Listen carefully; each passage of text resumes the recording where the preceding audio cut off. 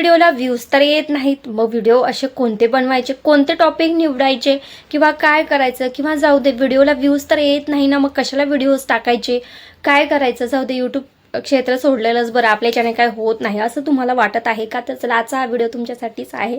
खूप महत्त्वाचा असा आजचा हा टॉपिक आहे की शॉर्ट व्हिडिओला तर व्ह्यूज येतात पण लॉंग व्हिडिओला व्ह्यूज येत नाहीत. तर चला व्हिडिओला स्टार्ट करूया. तर हॅलो नमस्कार, मी दीपिका पुन्हा एकदा तुम्हा सर्वांचं आपल्या एका नवीन व्हिडिओमध्ये अगदी मनापासून स्वागत करते. तर काहीही माझं स्क्रिप्टेड नसतं बघा. जेव्हाही मला एखादा व्हिडिओ बनवायचा असतो तेव्हा डोक्यात येतं की चला या विषयावरती व्हिडिओ आपण बनवला पाहिजे. काही जणांना नक्कीच ह्याच्यातून मोटिवेशन मिळेल, नक्कीच काहीतरी प्रेरणा मिळेल आणि नक्कीच त्यातून काहीतरी ह्यांना शिकायला मिळेल हा विचार करते आणि व्हिडिओ बनवायला घेत असते. आणि माझा अनुभव जो आहे तो मी तुमच्यासोबत शेअर करत असते. तर तुम्हालाही असं वाटतं का की आपल्या शॉर्ट्स व्हिडिओला व्ह्यूज येतात तसे आपल्या लॉंग व्हिडिओला व्ह्यूज येत नाहीत, आणि येत नाहीत तर आपण कशाला व्हिडिओज टाकायचे, कशाला आपला टाईम वेस्ट करायचा असं वाटत आहे का? तर आजचा व्हिडिओ खूप आणि खूप महत्त्वाचा आहे. तर बरेचदा काय होतं, आपण जेव्हा नवीन चॅनल ओपन करतो तेव्हा आपला फोकस जो आहे तो शॉर्ट व्हिडिओकडे जास्त असतो. कारण की शॉर्ट व्हिडिओज कसे लवकर होतात, बनवायला आपल्याला इझी वाटतात आणि सोपे वाटतात, आणि ते अपलोड केल्यानंतर आपल्याला व्ह्यूज देखील पटकन येतात. मग आपल्याला आहे ना असं एक मनामध्ये निर्माण होतं की जसं शॉर्ट व्हिडिओला व्ह्यूज येत आहेत तसे लॉंग व्हिडिओला पण व्ह्यूज येतील. पण असं होत नाही. बरेचदा शॉर्ट व्हिडिओला जसे व्ह्यूज येतात तसे लॉंग व्हिडिओला येत नाहीत का?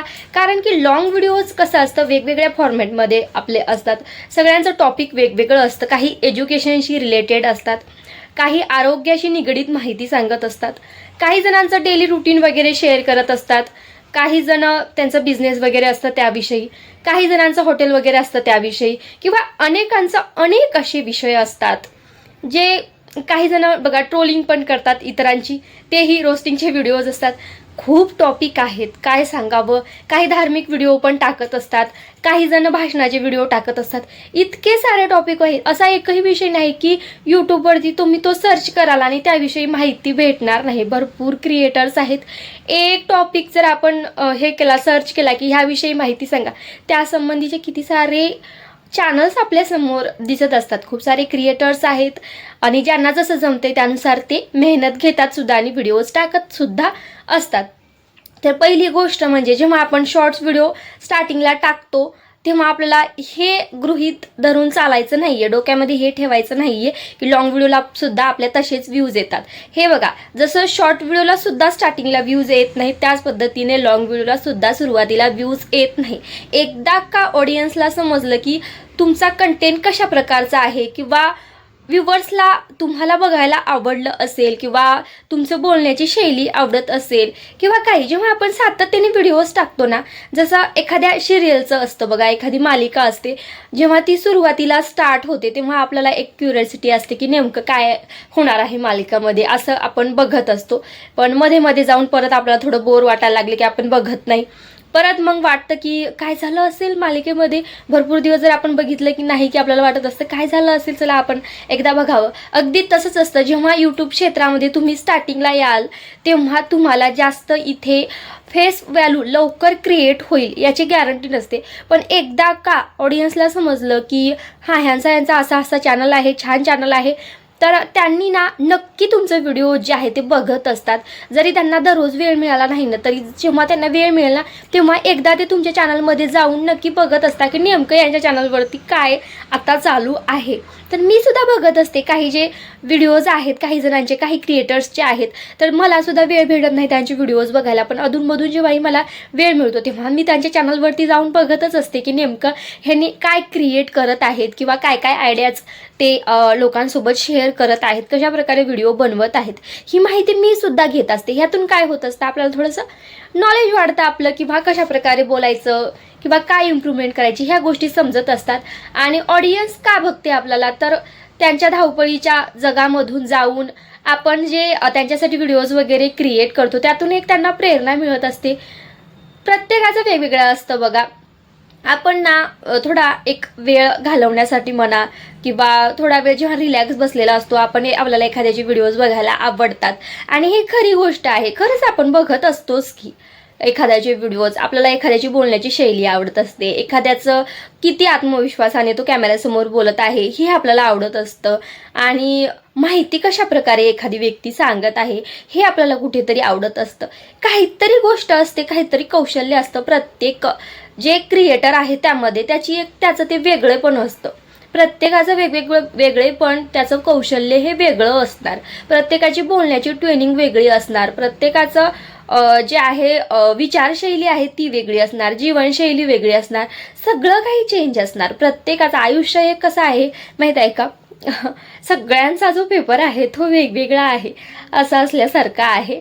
तर अशाच प्रकारचं आपलं आयुष्य आहे. आणि यूट्यूब क्षेत्रामध्ये जर तुम्हाला काम करायचं असेल तर स्टार्टिंगला जरी तुमच्या लॉंग व्हिडिओजला व्ह्यूज येत नसले तरी सुद्धा तुम्हाला व्हिडिओज क्रिएट करत राहायचे आहेत.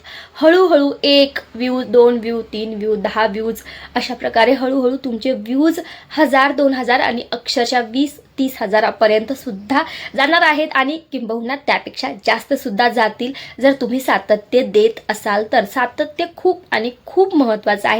आणि हा डोक्यामध्ये विचार नाही करायचा की कोणी आपले व्हिडिओ बघेल की नाही.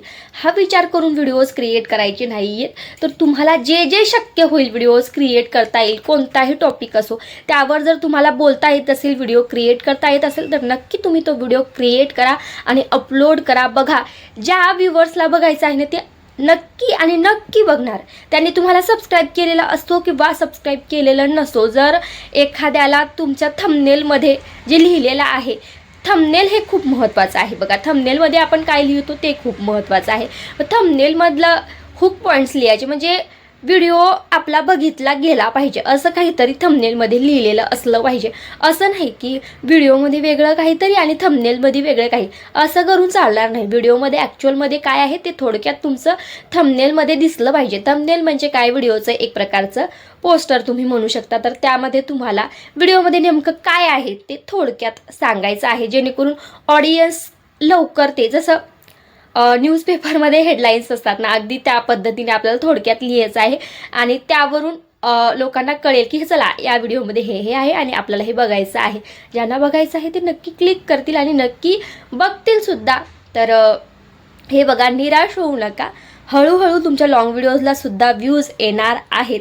येणार नाहीत असं होऊच शकत नाही. सोशल मीडिया प्लॅटफॉर्मवरती जर तुम्ही काम करत असाल, सातत्य देत असाल तर सोशल मीडिया प्लॅटफॉर्म तुम्हाला कधीही रिकाम्या हाताने ठेवणार नाही. काही ना काही तरी तुम्हाला ते नक्की परत देईल.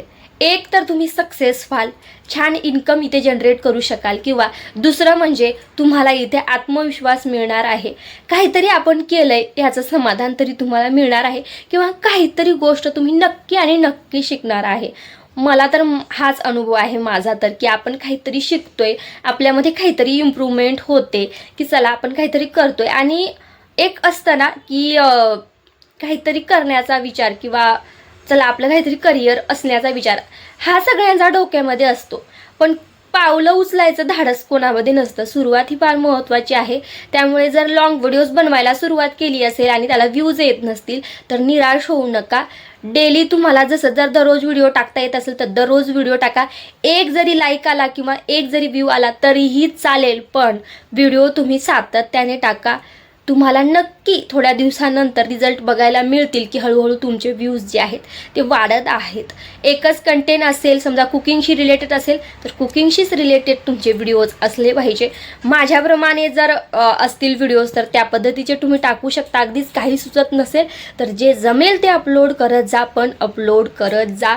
अगदी तुम्हाला गॅप ठेवायचा नाही आहे, काही ना काही अपलोड करत राहायचं आहे. शॉर्ट व्हिडिओला जे आहे ते स्क्रोल करता करता दिसत असतात, त्यामुळे त्याला व्ह्यूज येत असतात. पण लॉंग व्हिडिओचं तसं नसतं.